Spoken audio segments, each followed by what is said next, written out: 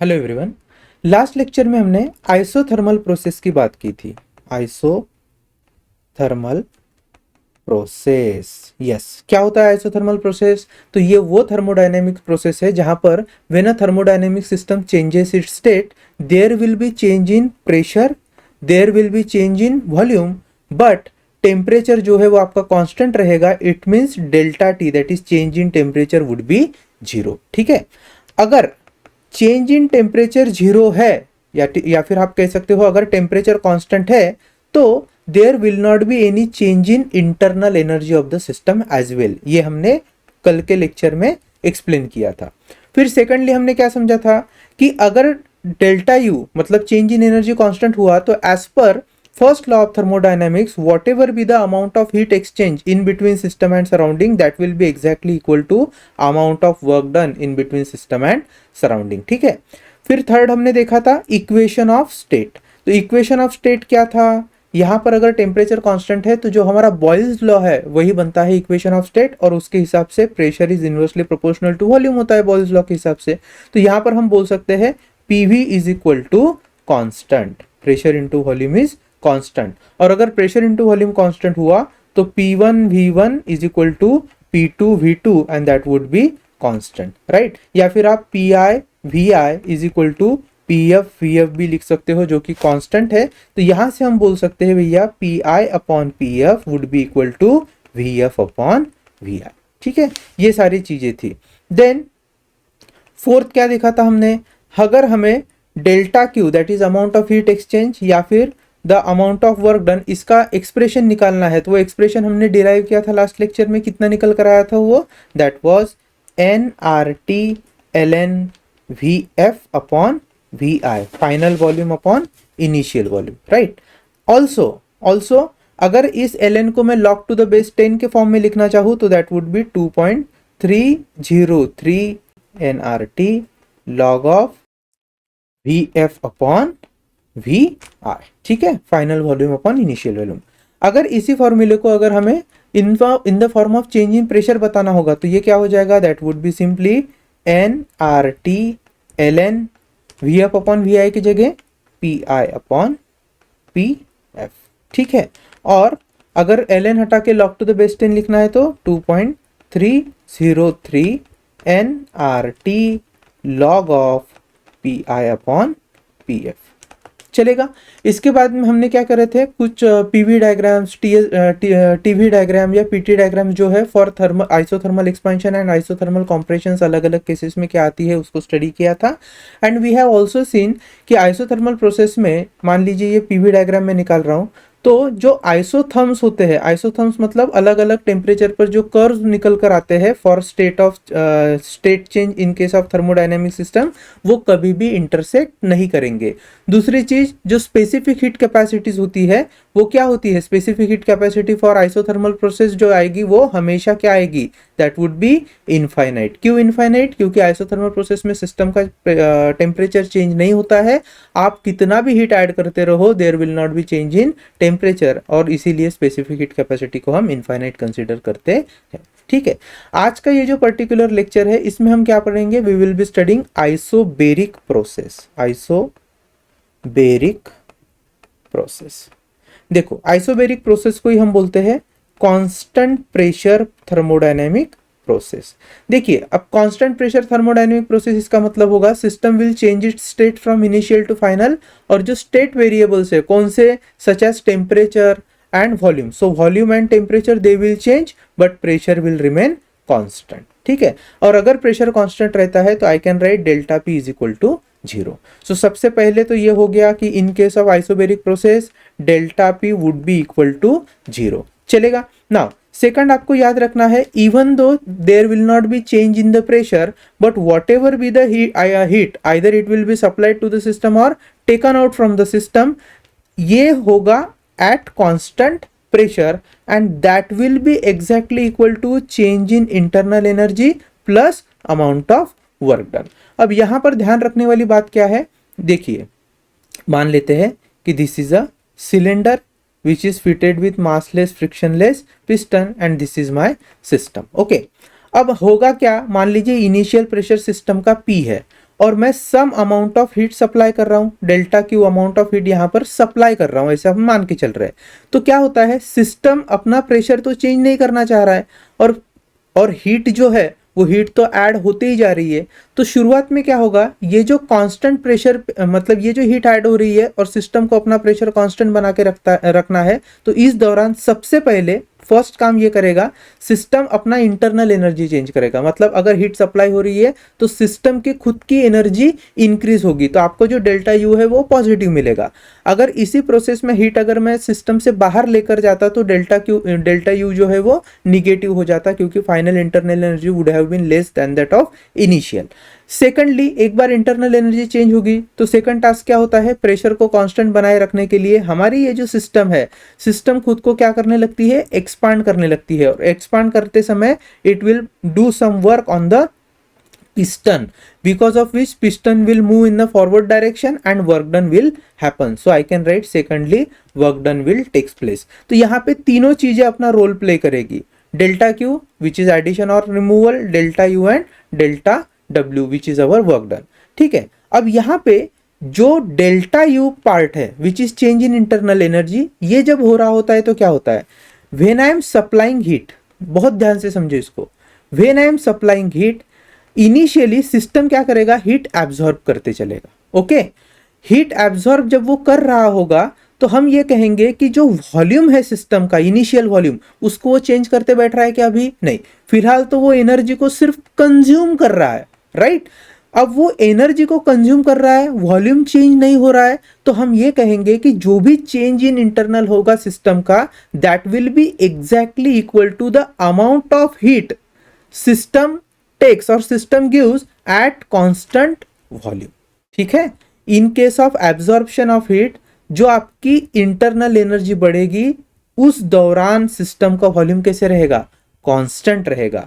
और एक बार इंटरनल एनर्जी बढ़ गई तो जो भी वर्क डन होगा, ठीक है, वो उसके बाद की प्रोसेस रहेगी। So I can write delta Q P, that is amount of heat added at constant pressure, will be exactly equal to delta Q V, which is amount of heat added at constant volume, which is nothing but change in internal energy, or that would be equivalent to change in internal energy plus बाद में होगा amount of work done either by system or on the system, depend कि आप heat add कर रहे हो या heat remove कर रहे हो। ये बहुत नुआंस चीज है, आपको पता होनी चाहिए। ठीक है, थर्डली हम देखेंगे इक्वेशन ऑफ स्टेट। अच्छा, इक्वेशन ऑफ स्टेट क्या होगा फॉर आइसोबेरिक प्रोसेस। तो आइसोबेरिक प्रोसेस में हम जानते हैं प्रेशर तो हमारा कांस्टेंट है, there will not be any change in pressure, so here volume will be directly proportional to temperature. ये किसका लॉ है, ये चार्ल्स लॉ है। तो इस हिसाब से V बाई टी क्या रहेगा, दैट वुड बी कांस्टेंट। तो इस हिसाब से V1 upon T1 would be equal to V2 upon T2, या VI upon TI would be equal to VF upon TF। ठीक है, ये है हमारा इक्वेशन ऑफ स्टेट। देखो, इक्वेशन ऑफ स्टेट को समझने के बाद ही हम क्या कर सकते हैं, वर्क डन और बाकी जो चेंज इन इंटरनल एनर्जी है या अमाउंट ऑफ हीट एक्सचेंज है उसको कैलकुलेट कर सकते हैं, उसके एक्सप्रेशन को फाइंड कर सकते हैं। इसलिए ये पर्टिकुलर जो एस्पेक्ट है हमारे लिए इंपॉर्टेंट होता है। चलिए, अब हम क्या करेंगे, अब हमें कुछ एक्सप्रेशन डिराइव करना है फॉर किसके लिए। तो देखो, सबसे पहले तो हमें पता है कि आइसोबेरिक प्रोसेस में जो भी हीट एक्सचेंज होगा, ऐड करना या फिर रिमूव करना from system, that will happen at constant pressure. This will be equivalent to change in internal energy of the system and amount of work done. और ये जो भी चेंज इन इंटरनल एनर्जी होगी that will happen at constant volume. So हम लिखेंगे delta Q will be equal to delta Q at constant pressure will be equal to delta Q at constant volume plus delta W। देखिए, first law of thermodynamics तो यही है, ऊपर का ही है, बस मैं उसको इजीली समझाने के लिए ऐसे लिख कर दे रहा हूं। तो अब हमें क्या क्या फाइंड करना है, what ever be the amount of work done, what will be the change in internal energy and what is the expression for amount of heat add or removed from the system। ये तीनों को derive करना है। तो सबसे पहले हम क्या करेंगे, the first we will solve expression for work done, expression for work done in case of isothermal process. और ये जब हम equation of work done solve करेंगे तो यहाँ पर सबसे पहले हम मानेंगे कि we will be solving for positive kind of work done, that is work done by the system. Secondly expansion consider करेंगे, राइट, एक्सपांशन। ये चीजें मैं क्यों बता रहा हूं, ताकि जब हम प्रोसेस को समझ रहे हैं या फिर पैरामीटर्स को लिखते जाएंगे तो एक एक चीज हमारे लिए क्लियर रहे। The same expression will be valid for negative work done, जिसमें कॉम्प्रेशन हो सकता है, क्योंकि ये प्रोसेस इंपॉर्टेंट है, चाहे वो सिस्टम वर्क डन कर रहा हो या सिस्टम पे वर्क डन कर रहा हो, एक्सप्रेशन सेम रहेगा। तो चलिए अब हम क्या करते हैं, लेट्स सी कि मेरे पास इस तरीके से एक सिलेंडर है और इस सिलेंडर को हमने मासलेस फ्रिक्शनलेस पिस्टन के साथ फिट करके रखा है,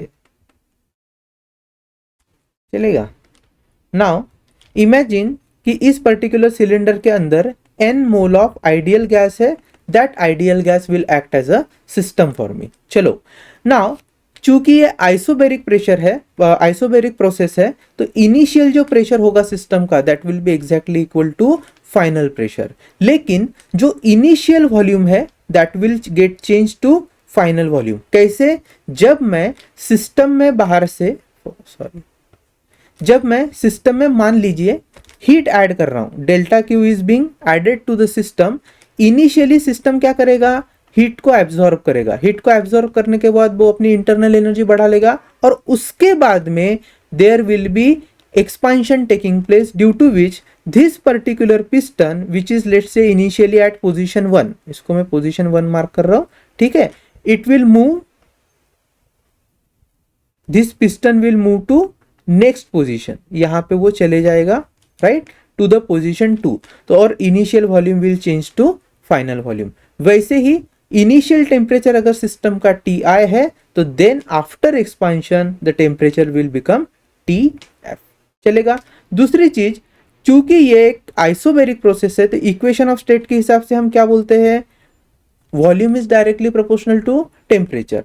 तो जैसे इनिशियल वॉल्यूम इनिशियल टेम्परेचर को हमने लिखा है, यहां से हम एक और चीज समझ सकते हैं कि चूंकि हीट ऐड होती जाएगी और एक्सपांशन हो रहा है तो फाइनल वॉल्यूम और फाइनल टेम्परेचर जो है वो बढ़ जाएंगे, ठीक है। हीट तो कंटिन्यूअसली ऐड हो रही है और प्रेशर को हमने कांस्टेंट रखा है। चलो इसको यहां पर लिख लेते हैं। So consider n moles of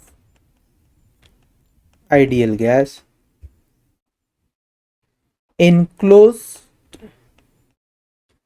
in a cylinder fitted with massless and frictionless piston, massless and frictionless piston as shown in figure, ठीक है। चलो अब हम क्या करेंगे, यहां पर जो पैरामीटर्स हमें रिक्वायर्ड होंगे इस पर्टिकुलर सिस्टम के लिए उसको नोट डाउन कर लेते हैं। Let delta Q is the amount of heat supplied, is the amount of heat supplied to the system such as pressure of system remains constant। हम ये जो डेल्टा क्यू सप्लाई कर रहे हैं इस दौरान सिस्टम का प्रेशर चेंज नहीं होने वाला है। चूंकि प्रेशर चेंज नहीं होगा तो सबसे पहले इंटरनल एनर्जी इंक्रीज होगी और बाकी का वर्क डन होगा, ठीक है। तो यहां पर हम कहेंगे delta Q is basically heat added at constant pressure. Now due to absorption of heat, due to absorption of heat, isobaric expansion would take place, then हम लिख सकते हैं if Vi is initial volume of system, initial volume of system, Vf is equal to final volume of system, final volume of system, Ti is initial temperature TF is final temperature. Delta U would be equal to change in internal energy of system, change in internal energy, and delta W would be amount of work done, amount of work done by system. चलेगा। अब देखिए equation of state क्या होता है in case of isobaric process. Equation of state वो है V is directly proportional to T, that is V by T is equal to constant. हालांकि इसका काम है नहीं हमें एक्सप्रेशन को फाइंड करने के लिए, फिर भी मैं लिख कर रखता हूं क्योंकि बाकी जो अलग अलग प्रोसेस है वहां पे काम पड़ता है। Secondly we know for small change in volume, for small change in volume मतलब अगर dV से वॉल्यूम चेंज होता then work done, work done इसको हम क्या लिख सकते थे, dW is equal to P into dV, pressure multiplied by change in volume. But हमारे यहाँ पर जो सिस्टम चेंज होने वाली है, सॉरी हमारे यहाँ पे जो एक्सपेंशन होगा सिस्टम के कारण वो कहाँ से कहाँ तक होगा, right from position 1 to position 2 which represents shift of volume from VI to VF which is larger one. ठीक है, तो अगर लार्जली वॉल्यूम चेंज हो रहा है then we can write, but if system expands from VI to VF तब हम लिखते हैं integration of dW is equal to integration of PdV, right. VI to VF यहाँ पर इंटीग्रेशन होने वाला है। dW का final integration would be amount of work done, इसको आप डेल्टा W या W जो चाहे लिख सकते हो, which would be equal to. अब यहाँ पे देखिए हमारा जो प्रेशर है सिस्टम में वो कांस्टेंट है, तो प्रेशर को मैं सिंपली बाहर लिख सकता हूँ। So P into integration of VI to VF into dV, so what I'll get is P integration of dV is V और upper limit minus lower limit करेंगे तो VF minus VI। So amount of work done का जो expression है वो है P into VF minus VI। अब देखो इसको और एक तरीके से लिख सकते हैं, कैसे लिख सकते हैं, W is equal P into VF minus P into VI। P को हमने उस पर्टिकुलर ब्रैकेट के अंदर ले लिया है। अब ध्यान से देखो यहाँ पे ये जो P इंटू VF है और P इंटू VI है ये क्या है, this P into VF indicate final state of system, P into VI indicate initial state of system. In both the cases pressure is constant. अब देखो हमें आइडियल गैस इक्वेशन पता है, क्या होता है ideal gas equation, this is PV is equal to nRT, PV is equal to nRT। तो क्या मैं ऐसे लिख सकता हूं P into VI is equal to nRTI। Basically जो वॉल्यूम है वो टेम्परेचर से रिलेटेड है, प्रेशर तो हमारा वैसे भी कांस्टेंट है, NR वैसे ही कांस्टेंट है। इस तरीके से P इंटू VF क्या हो जाएगा, NR इंटू TF हो जाएगा। तो अगर इन दो एक्सप्रेशन को मैं यहाँ पर इनकॉर्पोरेट कर लूँ तो हम क्या लिख सकते हैं, this can be written as W is equal to NRTF minus NRTI और फाइनली ये हो जाएगा W is equal to NR में कॉमन लूंगा TF minus TI।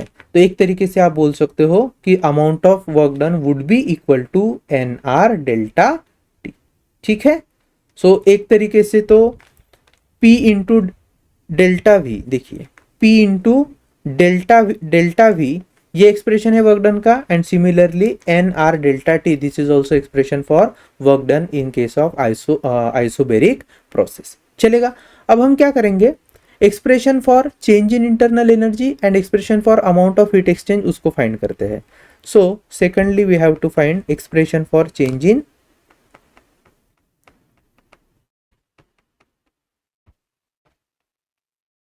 Internal energy.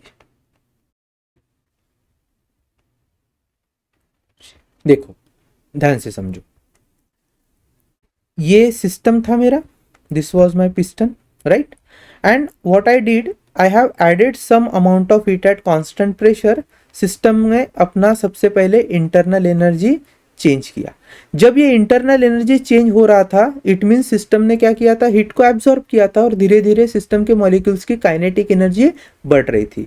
When this kinetic energy was increasing, basically there was no change in volume. तो जो ये change in internal energy है, this was exactly equal to amount of heat absorbed at constant volume. ठीक है, अब थोड़ा सा आगे बढ़ेंगे। इस कॉन्सेप्ट का यूज करके ही हम change in internal energy find करेंगे। कैसे? तो हमें पता है at constant volume if अगर मैं लिखूं CV, what is CV? molar specific heat at constant volume for that system, this would be equal to amount of heat energy which will be absorbed divided by number of moles into change in temperature TF minus TI। अब ये जो delta Q है, this delta Q indicate कि जो heat system ने absorb की कब? At constant volume. तो इस डेल्टा क्यू को मैं लिख सकता हूं delta Q V. Suppose 10 joule supply करी थी, उसमें से 6 जूल जो है वो सिस्टम ने इंटरनल एनर्जी चेंज करने के लिए यूज किया, एंड 4 जूल किसके लिए यूज किया है? वर्क डन के लिए। 4 जूल इज वर्क डन। तो ये जो 6 जूल है, 6 joule indicate amount of heat absorb by system at constant volume. ठीक है, चलो आगे बढ़ते हैं। Now so I can write here delta Q V would be equal to, हम इस डिनोमिनेटर को यहां लेफ्ट में शिफ्ट करेंगे, so this would be equal to n C V delta T या n C V T F minus T I, जो लिखना चाहे लिख लीजिए। अब हमें पता है this change in internal energy happens at constant volume, so delta u itself is nothing but delta qv, and therefore delta u is equal to ncv delta t। ये फॉर्मूला याद रखना है आपको। Now next is expression for heat exchange, या फिर इस केस में heat supplied at constant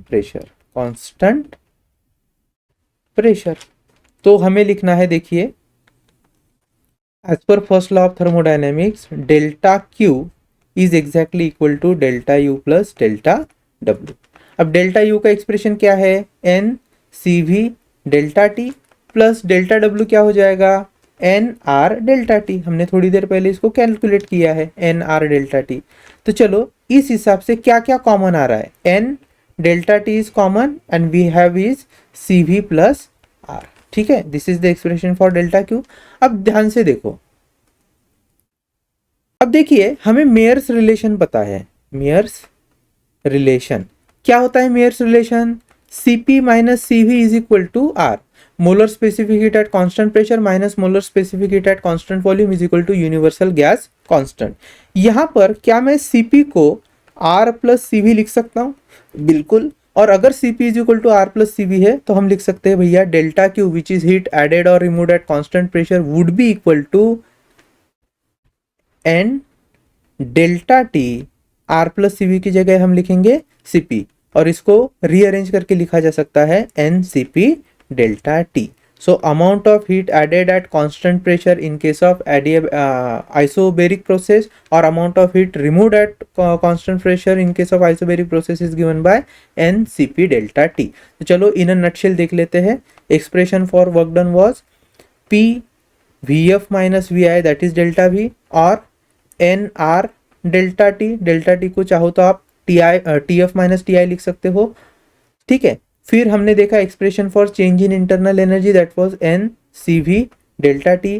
then we have seen expression for amount of heat added और removed at constant pressure is equal to n C P delta T. ये तीनों ही फॉर्मूले बहुत बहुत इंपॉर्टेंट है।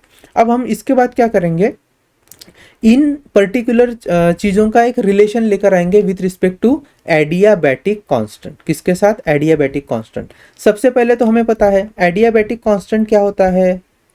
Adiabatic constant, it is the ratio of which is gamma, which is the ratio of Cp upon Cv। ये हमें पता होना चाहिए। अब इस गामा का यूज करके हम अलग अलग रिलेशंस फॉर्म करेंगे इन केस ऑफ आइसोबेरिक प्रोसेस। क्यों? क्योंकि हमारे एंट्रेंस में इसका खास रोल है। चलो देख लेते हैं एक एक। सबसे पहले तो मैंने देखा है gamma is Cp by Cv। अब हमें पता है delta Q is equal to delta U plus delta W in case of isobaric process. Now what is delta Q? Delta Q is N Cp delta T is equal to what is delta U? N Cv delta T, and what is delta W? It is N R delta T. अब देखिए तीनों में ही क्या है, N common है, right? Delta T is also common, so I can write Cp is equal to Cv plus R, जो हमारा Mayer's relation था, राइट? अब ध्यान से समझो, मैं यहां पर क्या करता हूं, सबसे पहली case divide by Cv on both sides, divide by Cv on both side, तो क्या हो जाएगा, Cp upon Cv is equal to Cv upon Cv plus R by Cv। तो Cp by Cv is what, gamma, gamma is equal to 1 plus R by Cv। तो यहां पर R by Cv को क्या लिखा जा सकता है, R by Cv is equal to gamma minus 1, ठीक है? और सिर्फ अगर Cv फाइंड करना है तो यहीं से आगे जाएंगे, if I need to find only Cv, तो Cv would be R upon gamma minus 1, R upon gamma minus 1। तो हमने क्या करा, फर्स्ट लॉ ऑफ थर्मोडायनेमिक्स का यूज किया है किसमें, आइसोबेरिक प्रोसेस में। और किसी भी गैस के लिए अगर मुझे molar specific heat at constant volume निकालना है तो उस गैस का एडियाबैटिक कांस्टेंट को कंसीडर करके हम निकाल सकते हैं। अब जैसे हमने Cv फाइंड किया है वैसे ही हम क्या कर सकते हैं, Cp भी फाइंड कर सकते हैं। तो चलिए करते हैं। पहले तो हम लिख ले रहे हैं Cv is equal to R upon gamma minus 1।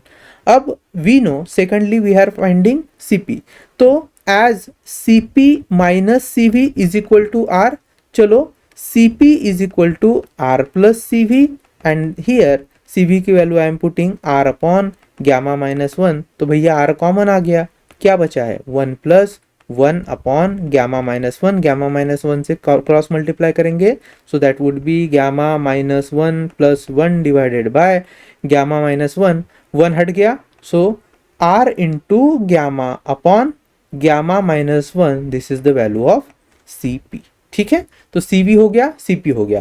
इसके बाद में हम और क्या फाइंड कर सकते हैं, तो we have option of finding fraction. किसका फ्रैक्शन, तो देखो ए पार्ट में मैं समझा रहा हूं। मान लीजिए सिस्टम को, ये हमारा सिस्टम है, इस पर्टिकुलर सिलेंडर के अंदर मैंने 5 जूल ऑफ हीट सप्लाई करी, ठीक है? इसमें से 3 जूल अगर सिस्टम ने अपनी इंटरनल एनर्जी को चेंज करने के लिए यूज किया है, और 2 जूल किसके लिए यूज हुआ है, टू परफॉर्म सम वर्क, तो हम कह सकते हैं fraction of amount of heat energy utilize to change internal energy to that of total energy supplied will be 3/5। 5 joule supply की, उसमें से 3 यूज किया, and amount of heat energy utilize to perform some work divided by total amount of heat energy. अगर इसका मैं fraction लूँ तो ये हो जाएगा 2/5, ठीक है? लेकिन ये एक टिपिकल केस है, या फिर मैं कह सकता हूं एग्जाम्पल के तौर पर हमने इसको समझाया। कभी कभी क्या होता है, सिस्टम अलग अलग गैस से मिलकर बना होता है, कभी वो मोनोएटॉमिक गैस होती है, कभी डायटोमिक, कभी कभी पॉलीएटॉमिक। तो इस केस में इस रिलेशन को कैसे फाइंड करना है थ्रू एडियाबैटिक कांस्टेंट, उसको अभी हम देख लेते हैं। सो सबसे पहले हम क्या करेंगे, fraction of amount of heat energy use to change internal energy find करेंगे। So what I am finding here, delta U upon delta Q find करना है। तो कैसे फाइंड करेंगे, हमें पता है delta U is n C V delta T, and delta Q which is heat exchange at constant pressure is n C P delta T. तो delta T n n will be cancelled out, what we are left with is C V upon C P. इसे हम क्या करेंगे, 1 upon Cp by Cv के form में लिखेंगे, and Cp by Cv is gamma, so 1 by gamma, that is adiabatic constant. तो I can write the fraction of heat used to change internal energy to that of supplied is equal to 1 upon gamma. चलेगा, ठीक है? अब next हम क्या करेंगे, amount of heat energy use to perform work done to the total amount of heat supplied और exchange with the system and surrounding. तो ये हम कैसे फाइंड करेंगे, देखो हमें पता है भैया delta Q is delta U plus delta W. तो एक काम करते हैं, डेल्टा क्यू को मैं राइट साइड में डिनोमिनेटर में शिफ्ट करूंगा, तो that would be 1 is equal to delta U upon delta Q plus delta W upon delta Q. अब delta U upon delta Q तो हमें पता है which is 1 upon gamma, this is 1 and this is delta W upon delta Q, जो हमें interest है इसको find करने में। अब delta W upon delta Q को मैं लिख सकता हूँ 1 माइनस 1 अपॉन गैमा। इसको सॉल्व करेंगे तो what will I get, delta W upon delta Q is equal to gamma minus 1 upon gamma, right, gamma minus 1 upon gamma. तो अगर आपको ऐसे भी समझ रहा है तो ठीक है, नहीं तो आप क्या कर सकते हो, delta U upon delta Q हमारे पास है, उसको 1 में से माइनस करोगे तो यही रिलेशन निकल कर आएगा, चलेगा। Now thirdly we have to find ratio of percentage of, let's say, amount of heat energy used to change internal energy to the amount of energy used to do some work. तो delta U upon delta W find करना है, तो कैसे find करेंगे, देखो सबसे पहले तो हमें पता है delta U upon delta Q होता है 1 अपॉन गैमा, और सेकेंडली हमें पता है delta W upon delta Q क्या आया है, गैमा माइनस 1 अपॉन गैमा। इसको मैं इक्वेशन 1 कह रहा हूं, इसे मैं इक्वेशन 2 कहता हूं। तो एक काम करो, इक्वेशन 1 को हम डिवाइड कर देंगे इक्वेशन 2 से, तो ये हो जाएगा delta U upon delta Q into delta Q upon delta W which is equal to 1 by gamma into gamma upon gamma minus 1। ठीक है, डिनोमिनेटर अगर न्यूमरेटर में शिफ्ट करें तो उल्टा लिखना पड़ता है रेशो। चलो delta Q cancel, so what we have is delta U upon delta W which is equal to 1 upon gamma minus 1। ठीक है, तो इस तरीके से हमने क्या कर लिए है, 3 अलग अलग एक्सप्रेशन फाइंड किए हैं। किसके लिए, fraction of heat energy used to change internal energy to the total heat supplied, or fraction of heat energy used to perform some work upon total amount of heat supplied, and the ratio of heat energy used to change internal energy to that of work done। ठीक है, इसके अलावा भी Cp और Cv कैसे find करेंगे इन case of isobaric process, हमने उसको भी देख लिया है। अब हम क्या करेंगे, जो आइसोबैरिक प्रोसेस है, फॉर एग्जांपल आइसोबैरिक एक्सपांशन या आइसोबैरिक कंप्रेशन, उसके लिए ग्राफ्स ड्रॉ करेंगे। अब ये जो पर्टिकुलर ग्राफ्स है, ठीक है, ग्राफ को समझने के लिए हमें इक्वेशन ऑफ स्टेट पता होना चाहिए उस पर्टिकुलर प्रोसेस का। तो आइसोबैरिक प्रोसेस में क्या हुआ है, प्रेशर हमारा कांस्टेंट है, इसलिए volume is directly proportional to temperature. इसको ध्यान से समझना ताकि ग्राफ बनाने में आसानी हो। तो सबसे पहले हम पढ़ेंगे आइसोबैरिक एक्सपांशन के केस में ग्राफ। पहला ग्राफ होगा PV diagram, so I am drawing here, उसके बाद PT diagram and then VT diagram, PV, PT and VT। Isobaric expansion के बाद हमें ग्राफ ड्रॉ करना है आइसोबैरिक कॉम्प्रेशन का। आइसोबैरिक कॉम्प्रेशन मतलब अगर सिस्टम का प्रेशर सेम है और मैं सिस्टम से हीट एक्सट्रैक्ट कर रहा हूं, उस केस में वॉल्यूम जो है सिस्टम वो क्या कर लेता है, अपने आप वॉल्यूम कम कर लेता है, और वॉल्यूम कम करने के साथ साथ जो पिस्टन है वो इनवर्ट साइड मूव होगा। तो ये हो गया आइसोबैरिक कॉम्प्रेशन, राइट। इसके लिए भी जब ग्राफ बनाएंगे तो 3 तरीके के ग्राफ बनेंगे, one is PV diagram, another is PT diagram and last is VT diagram. देख लो,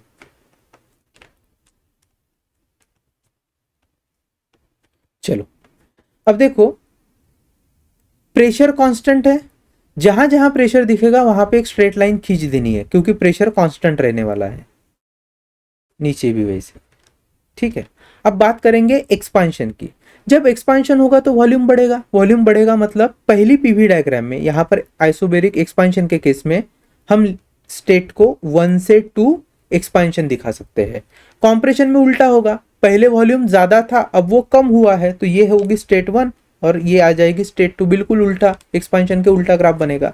इधर आते हैं पीटी डायग्राम में। पीटी डायग्राम में भी क्या है, एक्सपांशन हो रहा है, मतलब अगर एक्सपांशन होते हुए दिख रहा है तो volume is directly proportional to क्या है, temperature. So when expansion will takes place, temperature will goes on increasing from 1 to 2, और उसका उल्टा होगा कॉम्प्रेशन में। कॉम्प्रेशन में क्या होगा, वॉल्यूम कम होते जाएगा तो ऑटोमेटिकली टेम्परेचर भी कम होगा। अब बात करते हैं वीटी डायग्राम की, तो यहीं से समझ में आ रहा है V is directly proportional to T, तो अगर वॉल्यूम बढ़ेगा तो टेम्परेचर भी बढ़ेगा। सो आप एक सिंपली स्ट्रेट लाइन से इसको रिप्रेजेंट करते हो, एंड हियर इसका एग्जैक्टली अपोजिट डायरेक्शन में एरो चलेगा, वॉल्यूम कम होगा तो टेम्परेचर भी कम होगा। ये हो गए हमारे पीवी डायग्राम्स। ठीक है, तो यहाँ तक का जो पार्ट है वो काफ़ी इजी और इंटरेस्टिंग पार्ट है। दूसरी और एक चीज़ मैं बताने का आपको भूल गया था, देखो जब कभी हम पीवी डायग्राम्स निकालते हैं, कोई भी प्रोसेस रहने दो, अगर मान लीजिए मैं यहाँ पर इस तरीके से कोई एक पीवी डायग्राम निकाल रहा हूँ just for understanding purpose, this is state 1, let's say this is state 2, right. अब वर्क डन क्या होता है, work done is P delta we, ये हमें पता है। ठीक है, यहां पर चूंकि graph is drawn in between pressure and volume, so area under the curve in case of PV diagram, ध्यान से समझना कौन सी डायग्राम, सिर्फ PV diagram, area under the curve gives you work done, area under the curve gives you work done. कभी कभी क्या होगा, multiple processes happen होगी, फॉर एग्जांपल एक इस तरीके से कांस्टेंट प्रेशर प्रोसेस हुई है, ठीक है, उसके बाद में मान लीजिए कुछ इस तरीके से और डायग्राम में आपको चेंज देखने को मिल रहा है, प्रोसेस में थोड़ा चेंज देखने को मिल रहा है, फिर मान लीजिए फिर से कांस्टेंट प्रेशर प्रोसेस हो चुकी है।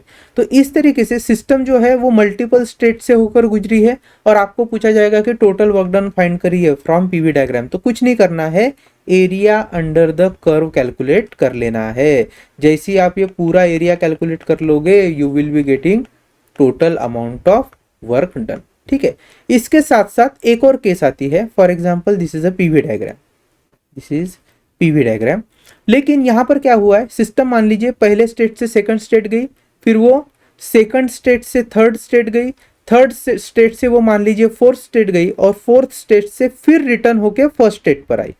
तो ये जो पर्टिकुलर प्रोसेस है, this process is called as cyclic process where system returns to its original state. Cyclic process के बारे में आगे हम और भी समझेंगे, बस इतना याद रखना, अगर हमारा पीवी डायग्राम एक क्लोज्ड लूप है तो वो साइक्लिक प्रोसेस को रिप्रेजेंट करता है, और साइक्लिक प्रोसेस के लिए वर्क डन अगर फाइंड करना है तो आपको area under the closed loop find करना पड़ता है। ठीक है, so area under the closed loop will give you the amount of work done either bye the system और ऑन द सिस्टम।